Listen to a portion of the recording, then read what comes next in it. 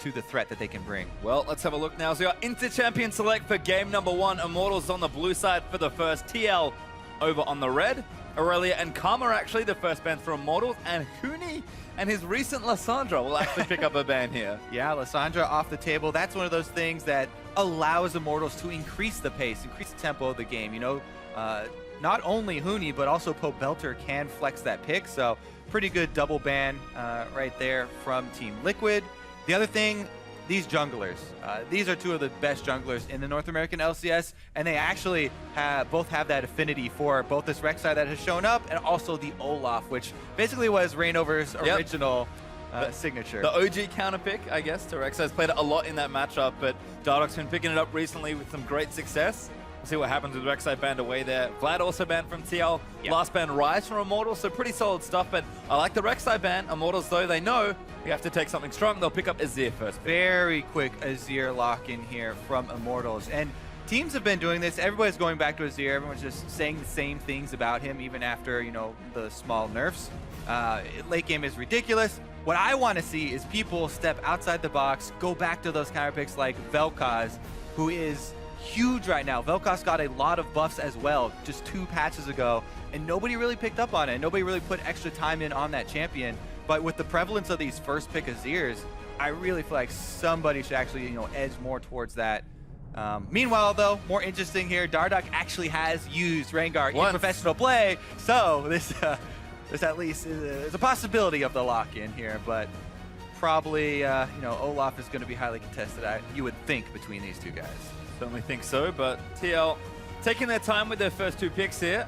Looks like Fabi is going to go back to the Ashe, and they will be Nidalee again for Dardoch, so avoids the Olaf this time. Yeah, so that's really interesting to me because as much as, you know, Olaf is really popular now, and we've seen him in EUSS as well a bunch, you know, across the world as well, but Olaf, one of the things is when you jungle him, you can increase your speed by keeping your health pool low due to his passive.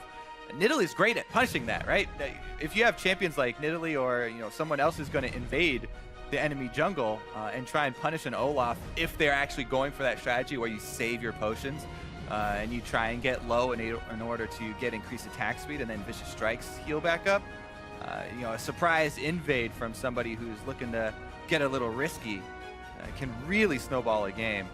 Well, we'll see what Reignover wants to pick, because he's played mostly Olaf and Rek'Sai. Rek'Sai banned away. Nidalee may be threatening. He'll actually go to a different pick. Sivir, though, the pick for WildTurtle, and it will be Elise for that jungle. So kind of keeping up a bit more with the Nidalee. Yeah, so seeing the Nidalee, you know, don't really want to go for the Olaf. And it's funny that we talked about utility AD carries. They're fighting over him here. First pick for Ashe shows up for Team Liquid, and then they answer with the Sivir. So you're going to have speed to try and dodge the arrows if you get time to see them coming. When we also mentioned every time we see Ashe that vision is so important for both teams. For Team Liquid to set up the arrows and for Immortals to try and avoid them. If you get to see where it's shot from, it can help out a lot. One of the big things about Fabi and his Ashe, you know, contributing to his success last night was the fact that he always found these sniper holes to shoot it from, these pockets of fog of war, and catch the enemy off guard. Well, certainly did a great job at TL. LeBlanc into the Azir for the matchup there. Fenix, slight counter pick. We'll see how he does in that 1v1. And Braum, therefore Matt. So not going for a range support. Here we'll take Braum, try and block off some of the Azir. Mostly the Sivir damage though. Yeah, Braum is great against Sivir because you can just nullify the everything that she has. The Ricochet as well as the big boomerang coming out. If you bounce, if you put the wall up in front of one of the ricochets, you can kill all of the bounces off of it. But as far as that mid lane counter pick you're talking about, that also attracts a lot of jungler pressure. The Azir LeBlanc matchup, if Azir is left, you know, unpressured by, you know, extra jungle or, you know, extra warding focus from the enemy team, then late game, it makes it hard for the LeBlanc to, you know, create plays and have the same type of effect in a team fight. So Team Liquid look like they actually want to go early game. They want to go high pressure mid. Yep, looks actually pretty aggressive so far. As Immortals are done with their draft. Hecarim and Soraka actually, I almost said Adrian because he's so familiar with the champion, but Adrian will take Soraka, and I assume Huni there with the Hecarim, unless they want to get really creative with their jungle pick. So in last game, almost worked out for Seraph. Yeah, and I mean, it definitely still has a very, very strong presence in top lane, but jungle Hecarim is seeing increased popularity across the world. I'd like to see it more often in the jungle. But for that to happen, top Elise would have to have some crazy buffs somehow. And that's just not going to be the case. Going into Trundle as well is going to be hard for any melee champion. So Huni is going to have his work cut out for him. We'll see if Team Liquid, as we said, they might try and increase the pace here. Ashe actually can get off some decent early pressure in other lanes with the early arrows. Not necessarily looking for them in her own lane. That being said, Ashe and Braum, if they can get Soraka with anything, then it's hard for her to get away. Well, I like it. Both teams sort of what we expected. Team Liquid a bit more aggressive moving into this one. A few changes here for Immortals. Feel like they're adapting a little bit more to the meta game as they play week on week, which is what we expect from these teams. But I'm ready for Huni to blow up. I think he's looking at that AD saying, you know what, Fabi, you've got a good Ashe. I'm going to try and take you out every single fight. Yeah, Olaf would have been great for doing that, but especially with the Sivir speed boost. But you know that Hecarim is the original Sivir speed boost, gets a bunch of extra damage, is going to try and one-shot him. Well, check in with us on Twitter and let us know your favorites to win this match by using the hashtag IMT win or the hashtag TL win, as two very strong-looking teams. Immortals still looking like top 2 form. Liquid trying to break back into the top 4 conversation, I think. This will be a way to start it.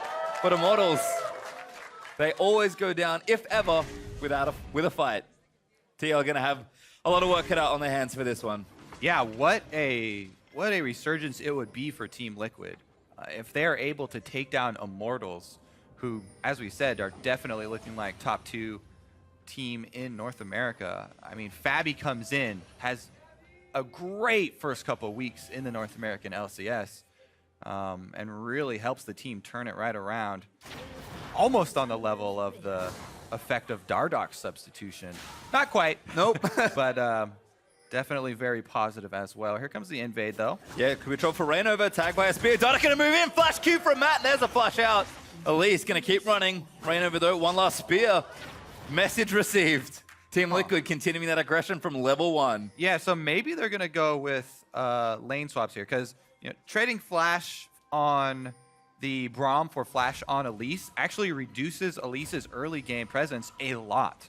And we talked about how important Azir LeBlanc matchup is, where whether it be jungler presence or junglers trying to ward for that matchup, Elise without flash does reduce the threat of that early pressure and may allow Dardoch to really open up this game. Lourlo just having a dance. WildTurtle just barely gets away, but looks like that lane swap will in fact happen. Immortals going to initiate this, but TL also moving to the top side of the map. As we can check in with the Keystone Masters, nothing crazy sticking out. As Pobelter and Fenix will do battle 1v1. Fenix straight in. Yeah. Bit of early harass. The fervor on Hecarim, by the way, it was super busted when Spells gave 2 stacks of fervor, because Hecarim can get that pretty much on cooldown. He's constantly spamming the Q. And right when he goes in, like, Hecarim gets stacks very, very quickly. Even though it's been reduced to 1, it's still extremely strong on him, because he still can stack them up extremely quickly, just a tiny bit less so.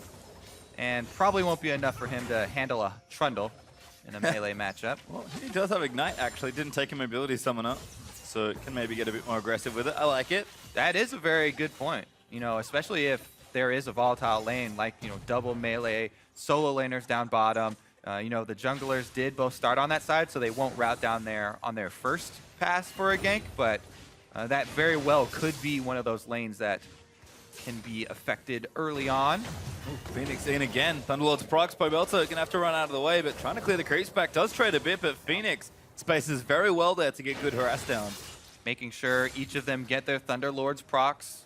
Whenever you go in for a trade, as far as mid lane goes, the Thunderlords, making or breaking your trade most of the time. You have to be sure that you're going to be able to get it. If your opponent does and you do not, it really stacks up. Ooh. Dardoch takes a big chunk there. Can continue, actually rappel down. Dardoch in trouble, has forced a flash out of the way. Reignover going to keep chasing, but he doesn't have flash, remember. Man, he is lucky Matt decided to trade level 1 flashes with Reignover, because he gets shoved right out of Reignover's jungle. Back in the bottom lane, Huni. Ooh, big chomp there from Lourlo. Pobelter though back in onto Fenix, and Dardoch's early attention to that left side of the map sort of left both mid laners wanting to come in. Early trade, though, is won by Reignover. Dardoch, pretty much every time you face check Elise, it just feels bad. Yeah, I mean, and even there, that was a very long-range cocoon, you know, close to max that was able to hit Dardoch, and Reignover really made up a lot of ground with that exchange. We talked about this mid lane, and it earned Pobelter that presence in mid lane. On the Azir, he could go, you know, aggressive with the trades early on with LeBlanc, which is where it's most crucial. And this burns the teleport from Fenix super early on, which is going to relieve pressure on side lanes as well. Yep, curious to see if Fenix did opt for that summoner. Maybe not thinking he wants to play too aggressive in the matchup, but teleport LeBlanc, definitely an option mid laners have picked before, but a rarer summoner, I think, on that mid laner. Yeah, and there you go, just to reinforce the point. We said 5 times, plus Reignover's back there again, putting more wards down. He smites the Raptor buff to walk by mid lane so he can clear out Team Liquid Vision if there is any, drops a ward of his own, so now Pobelter can hover on the bottom side of the map, and they're really setting up this Azir to have a good position later in the game after he stacks up. Just wants to farm it up for now. Got a Negatron Cloak, so feeling safe versus double Doran's. Huni, though, a little far forward. Lourlo going to slow him down. It's 2v2, though. Reignover is a bit ahead of Dardoch on this play. Snuck into the brush. Pobelter chained up. Phoenix, though, just going to get some damage down, but good trades here. Moving forward, every auto just trying to harass him out. Pobelter, despite the early defenses, does struggle a bit, and the 2v2 dissipates somehow in bottom lane, as Adrian's going to eat some shots, but he'll just trade back and forth. Yeah, I was about to say it was a very good call for Team Liquid not to go for that gank, because already Lourlo was taking a lot of damage in the exchange. If Dardoch overextended and went for that with no flash, that would have been a Reignover kill this time around. Reignover's level 5, a little bit over him, and he had the brush, as you talked about, face-checking Elise. That's where the danger comes from, because that's the free cocoon into combo. Yep, trust me. Where It's happened to you. Where I'm from, Flat is very dangerous. Oh, yes. The Australian poisonous spiders was like top 20 most poisonous Something out like of that. 25. Just casually. Face check Elise every morning. Bad times. There's a double skirmisher saber actually for those junglers, so kind of continuing the aggressive early play patterns we've seen from them, and get a dip mid here for Reignover, but just walking by for now, making sure Phoenix knows that, hey, I'm still here. Yeah. Remember me. I'm always mid lane. Don't try and go aggressive on my Azir. Well, Pobelter's kept up nicely in farm, so feeling just fine in the mid lane, despite the good harass from Phoenix. Level 6 from LeBlanc. Could maybe see some fireworks, but just another trade. Good move there from Pobelter. Does get the trade back. Yeah, able to get his Thunderlords there just on the end, so that evens up the trade. He was able to make it to that break point where first back you do want to be able to get your Negatron. Here we go, though. Another gank down bottom. Reignover is just River Elise here. Lourlo's ulted already, though, but the damage is good! Trundle gets first blood, and now Elise has to book it. Lourlo takes another big chunk out, and Dardoch's here for safety. That's why we point it out every time. Trundle in melee matchups is so hard to get a leg up on. And if you go for one of those ganks, you have to be very careful setting it up. Huni underestimates Lourlo. Now Reignover might be underestimating the 2v2 plus all the minions. Cocoon, 1v2, 1v3, kind of. Here's actually Huni coming back down. He's in! He's looking for it! Ulti's in, gets Dardoch, takes out Lourlo as well! All right, just kidding.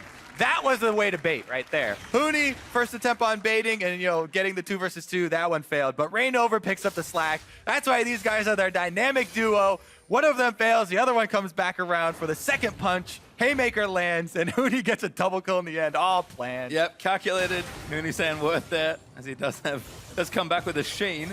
So very aggressive as always. Blue buff was looked at by Reignover, but Phoenix in the area. Is Pobelter going to get all in here? Perhaps chain lands in for Phoenix, goes back. But Pobelter, good patience on the soldiers. Make sure he can trade back effectively. Yeah. Pretty big swing, actually, as far as the early game does go. But again, every time Reignover, you know, went for something bottom, first he made his stop mid. You know, he's got his paper route. First I'm going mid, then I'll deliver the gank to Huni. And he's dropping off all these wards as he passes mid. Now there's 2 pinks on the upper side for Azir to now hover on. Get over this blue, and there's the vision we're talking about. Yeah, except top lane's looking just fine as well. So Reignover's attention in this bottom half of the map. Not really bugging WildTurtle or Adrian. They're keeping up very well in CS, so I guess it's pretty utility-focused top lane, although Dardoch's actually going to visit. Up. Arrow misses. All right. Babby, a rare Arrow miss. is down. Yeah, that one was, I think maybe they wanted to rush it because Sivir used Spell Shield in a trade. It wasn't on camera, but I think that was the case. Otherwise, it was just a ridiculous move if she also had Spell Shield up. No, I think it was Braum Q that Turtle effectively moved out. So you can see the thought there from TL, but it doesn't work that time. Dardoch, though, he'll be back. Don't you worry. For now, WildTurtle and Adrian just going to push out that top lane as Fenix again goes in, but Pobelter looks to outplay. Big ulti back, and here's Reignover. Damage is down, the red smite's good. The auto's still following through, but Reignover lands a huge cocoon. And Pobelter, nope, it's Reignover that gets it. Man, Reignover is just crushing it this game. That was a great cocoon. Minion line was coming up, 2 clones to choose between. Nails him, had the red smite on him, so that was the giveaway there, and he's able to make very quick choices here as far as target selection. Nice setup from Pobelter as well. You know, Elise hovers just off camera. They're waiting for that LeBlanc all-in. You know this is how Fenix wants to play it. You know, aggressively trade. Reignover's just waiting out of vision. Immediately, Pobelter goes in for the flash ult, and boom, there's the red smite. Now he's going to be burning once they're revealed, so he's able to choose. Hits it before the minion comes up, and just very clean execution there from Immortals. And again, all this bottom half action. That's just Reignover assisting every time. Huni, though, continuing to get chunked out. Does pop the E and dash away, but Lourlo, you've already mentioned it, he's got a Tiamat now, starting to bully the lane a bit. Huni's keeping up in CS, which is nice, but things only get worse as Trundle gets more and more farm. As Fenix goes ahead and picks himself up a blue buff. Might help him there in that mid lane matchup, but I think Reignover's the real problem there. Reignover definitely making his presence felt on this game. Top lane have been left to their own devices, which is how you would like to be as a Soraka lane here with Sivir. Turtle just focused on minion wave control. Adrian just trying to sit in the back, not get arrowed or hit with anything from Braum, because there definitely is kill potential there on a Soraka with Ashe Braum. Plenty of CC, especially with a high damage jungler like Nidalee. She's great with lanes that already have CC to set her up. You know, free spear landing on something like a Soraka is almost a certain kill. So definitely all props as well to the Immortals duo lane, even though there haven't been much action up there. Inaction is what they want. Yep, I like that from Fenix. Dashes in, Pobelter runs away. It's almost a test. He's like, is there Elise here? Yes? No? Okay, not this time. Just feeling him out. Little did he know Reignover is actually on this bottom half of the map. Clears out a wall. It's got a grab. No! It's all right. You got it. It's okay. Huni's protecting it. Nobody else gonna steal it away. But yeah, I think Huni's actually really, really happy with how this lane is going. Got a double kill to his name. That's gonna make an early Trinity Force. He does have the Ignite for all-ins as well, which is very good against Trundle.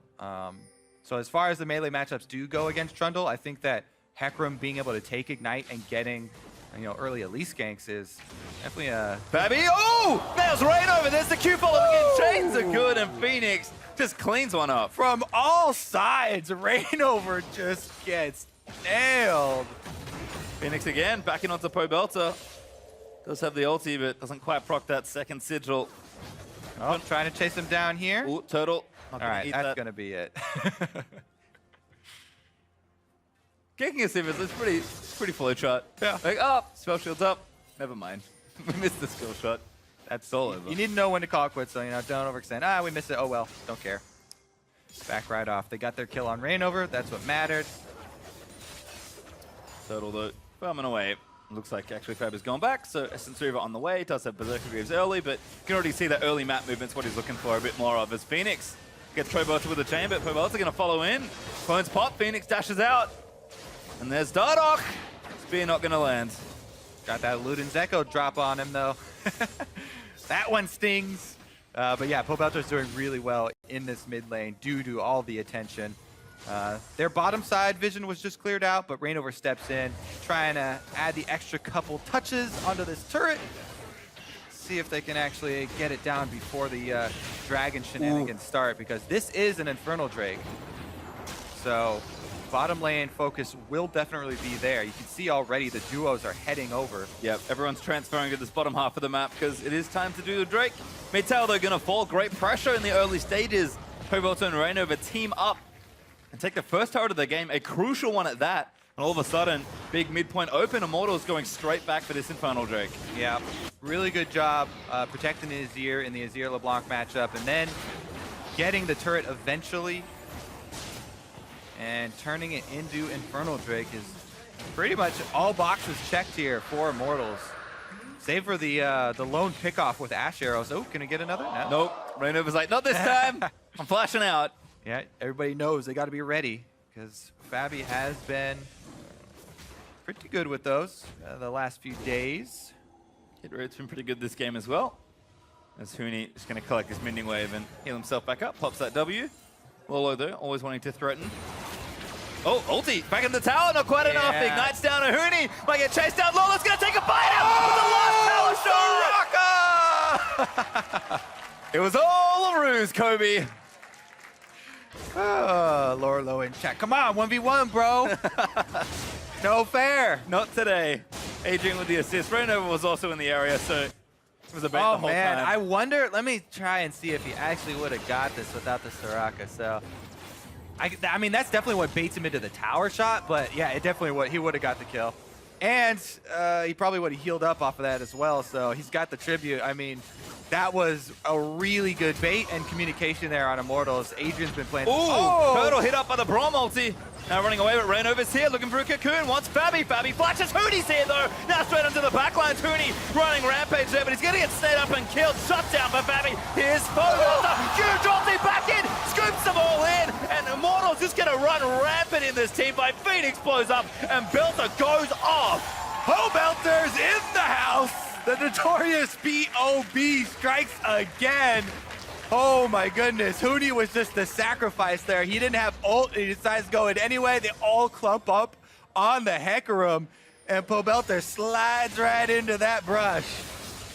You said already, the high pressure Immortal style, always wanted to go in. Oh man, they really, I mean, they even talked about in the interview, you know, Pobelter, he's been stepping up. Last night was great for him. They're playing around him, you know, with the vision, with the jungle pressure, and right there, that was a huge setup. Yeah. All he had to do was slide right in, and very good execution on it, but man, that is a heartbreaker for Team Liquid. They are extremely in the hole right now. Yeah, an ace and 2 turrets, plus the Rift Tower is the damage, as we're going to watch this one again. Yeah. All right, so remember that Huni had just used his ultimate to win that 1v1? So he's going to teleport in here, and he's just going to try and draw the attention. They go on Fabi. He gets everybody here. Even with the cocoon missing, all of Team Liquid are right there for the pick and in. Pobelter, flash ult, gets all members of Team Liquid. And then it's just cleanup here. Who can whack-a-mole? Everybody's trying to scramble, and Sivir gets a bunch of them with the ricochets there. Team Liquid trying to strike back, though. Trying to recover from it, trying to get an objective. They're going to be able to get it before the wave clear arrives, so at least they get a turret back for their troubles. But as I said, that was a huge chunk and giant momentum swing in the game here. Just a trade as well, because Huni actually got bottom outer, might have moved in for that tier 2, so Immortals continuing to do work. 4-1 up in turrets, and after that big play, 6,000 gold ahead almost. Huni might make it more, as this tower with the Trinity Force is getting shredded. Phoenix is here to fend him off. Chain lands in, Huni, not that tanky. Phoenix backs off. Pobelter's in the area. I would back away too. Look how much damage he did to that turret, though. With the early Trinity Force, Hecarim spamming Qs, you can just melt turrets. The split push is definitely a very real threat. He's got to level up on Trundle. I definitely take Huni in the side laner draft at the moment. Nice little sidestep there. Pobelter doesn't even have to use abilities. Oh, he's just dodging everything here. Spears as well. Berserker Greaves helping out, but nice little juke there from Pobelter. Yeah, also these deep wards, as we were talking about, you know, trying to get that deep vision really helps in avoiding these. Everyone can call out the origin of the arrow, so you can see it coming, and Immortals doing what's necessary. They've got their lead, so they move their ward line up into the jungle, try and cut off the options for Team Liquid to get back into this game. It's now time to assault the bottom lane as well, I think. Dragging up in a minute 30, it will be Ocean Drake that spawns next. Dardoch waiting in the wings, seeing if he can't pick someone off, but Turtle does not fall for that one and just pushes the wave and backs out. Yeah, it's kind of what you have to do at this point as Team Liquid. First things first, they need to get, you know, pink wards and sweepers, try and clear out. Uh-oh! Once Reignover in there with Huni for the ulti, now Turtles are in. Goodbye, Matt. Well, that's also going to be the turret, and they're going to run straight up bottom lane. Fenix is recalling here. There's the turret down. Didn't even get to see it die, and Immortals quickly strike. Now they're going to switch over to mid. Yep, good transfer here. Move themselves up into the mid lane and see if they can't take themselves another turret. Dardoch's here, Fabi's in the area as well. Phoenix TP not back up yet. This is a hard defense. Yeah, they don't have wave clear. This comp, if you get behind here, Trundle can't do anything without getting up into the minion wave, and he's so squishy, having gone for Ravenous first. There's no chance that he gets up there, so it's pretty much Team Liquid trying to hold on to their inhibitor turrets, which is extremely difficult, considering the lead that Immortals have accrued. Yeah, good guy Huni. Gonna go ahead and do some jungling. Make sure Pobelter gets that blue buff. Drake in 15 seconds. See if Immortals are set up for it. Team Liquid, though, just trying to keep up as Immortals with Huni's teleport back up. Actually, I guess all the TPs are almost back up now, so definitely a bit more room now for TL to play around the map, but really at the whim of Immortals and where they want to go next. 8,000 gold up before 20 minutes is an absolutely massive lead. Yeah, especially if you consider the compositions that both teams are running. I mean, Team Liquid, they're built all around. Ashe Arrow's picking somebody off, or LeBlanc having vision control, getting picks. WoW, they count on. You just assume that Trundle split push presence is a given. Phoenix bleeding. I thought Reignover went back in, doesn't quite connect. Q lands, but Soraka's there for the heals. Reignover doing some damage with that Ryze. Huni doesn't want to let him get away with it either. They're going to chase him right back into their own base here. And that's going to be Drake given up. It is just Ocean, so that's not too bad, because Team Liquid, when they go for something, they're just going to go for all-ins. They really can't handle a sustained fight at this point. They're so far behind anyway. They have to have an Ashe Arrow into an instant assassination from LeBlanc and Nidalee. Yeah, you're not a favorite to win a siege versus Ocean Drake Soraka. With Huni, ooh, good judge. Just majestically gallops out. Gonna hit that recall button and look for his next item. Looks like Randy was actually Frozen Heart. Yeah, Frozen Heart. Heart. Sure. It's gonna work against pretty much everybody on the team. And there it is. But yeah, I mean, really good job, Immortals, playing around, not only their own composition, but recognizing the game plan of Team Liquid. Reignover, from the very beginning, focusing on the mid lane. He actually got that pretty lucky counter invade on Dardoch when Dardoch walked up and Reignover was able to chase him out. Being down the summoner spell as well was very, very big for him. Even though it didn't result in a kill, it adds a lot to why the mid lane went the way that it did. Yep, and you talked about it. There was definitely good attention from Reignover in the early game, making sure his solo lane has stayed up, setting up Pobelter for success, but clearly a good investment because he's gone off in this game. 3-0-3 already as the Immortals look to pressure. Matt, slowed by the Ryze. Ulti popped as well. They're going to keep chasing, but Matt flushes out. Yeah, I mean, at this point, the four-man group of Immortals is extremely threatening. So is the split pusher here. Huni with the Ignite can take out anyone. Oh, not quite. Pobelter looks for the play, but Huni's in the backline. Fabi taking out Pobelter on a rampage now, as Immortals going to just charge straight down mid lane. Yeah, they are not messing around anymore. And they're going to be knocking at inhibitor doors pretty quick here. They could go for Baron, either Baron take or actually just the bait. Either way, they'd be able to catch somebody. Well, plenty of sustain here. That's going to charge in onto the turret. It's dead. Yeah, it's shredded. TL just can't really go in. Reignover actually takes out Phoenix. Pobelter back in there, just going off with the auto attacks. Going to keep chasing. Phoenix's clone's the next target, but they're going to take the inhib instead. TL will live, but their base will not. Absolutely demolished here. Immortals, we talked about how quick they were going to press it. And man, they've not given Team Liquid any opportunity. Here comes the teleport home guards from Adrian! both of them. Oh, a good exhaust. Now back in. WildTurtle pulls in, but that's Phoenix flashing out. Cocoon nails him though. And Reignover takes him out. Now the chase is on Pobelter. Looks for Dardoch, the flash out there, but Lourlo also a target. Slow is good. Pobelter with another. Oh, you can teleport in, so can we. And here's Huni. Oh, he finds Fabi. Just going to chase him down. It's a bad time to be Ashe. Pobelter moves in, gets the double. There's the ulti out onto Matt from Hecarim. Cocoon lands in. The stun is good. Reignover now with his next kill, Immortals. 15 kills and counting. They're going crazy. Yeah, this one is snowballing out of control. Like they talked about on the analyst desk, Mark was saying, Team Liquid's a team. You know, if they get behind, they're going to keep trying, though. And when that happens, it looks like this. The kill snowball, and Immortals going to end it very early on. Yeah, huge win here for Immortals. In under 25 minutes, they'll ravage through the Nexus turret and take down the Nexus. Game 1 goes over to Immortals.